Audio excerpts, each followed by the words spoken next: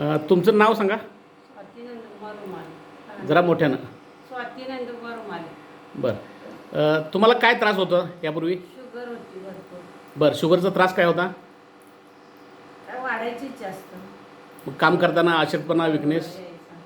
बरं. अशक्तपणा यायचा. मग यापूर्वी औषधं काय घेतली? घेतली होती, भरपूर घेतली. किती शुगर होती? 450, 400. आणि जेवणाच्या अगोदर? 250-300 व्हायची. बरं. मग आता इन्सुलिन घेता की गोळ्या घेता? दोन्ही पण थोडं कमी केले डॉक्टरने. आत्ता इन्सुलिन पूर्वी किती होतं? 20च आहे. कमी 20 युनिट. केलं नाही. बरं. म्हणजे एक टाईम का 2 टाईम? एक टाइम. एक टाइम? होतं. बरं. एक टाइम. म्हणजे पूर्वी 3 टाईम घेत होता.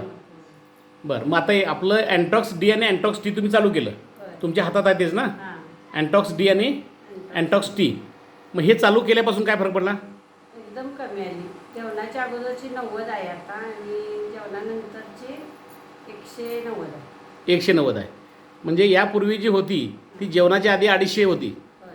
आणि जेवणाच्या नंतर 450 होती आणि ती आत्ता 90 आहे जेवणाच्या अगोदर आणि जेवणानंतर 160 आहे. 190 आहे. बरं. मग तुम्हाला याचा फरक चांगला जाणवतो? आता काही त्रास नाही. बरं. थकवा पण येत नाही मला आता. बरं. मग आता डॉक्टरने इन्सुलिन कमी करायला सांगितलं पहिल्यापेक्षा? बरं. मग आता हाही इन्सुलिनसुद्धा तुमचं कमी होऊन जाईल. होय. ठीक आहे.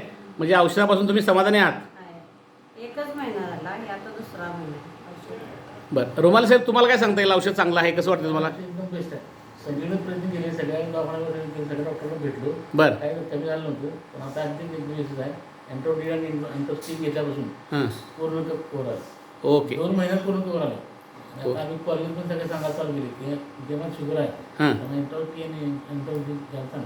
ओके. ओके. धन्यवाद.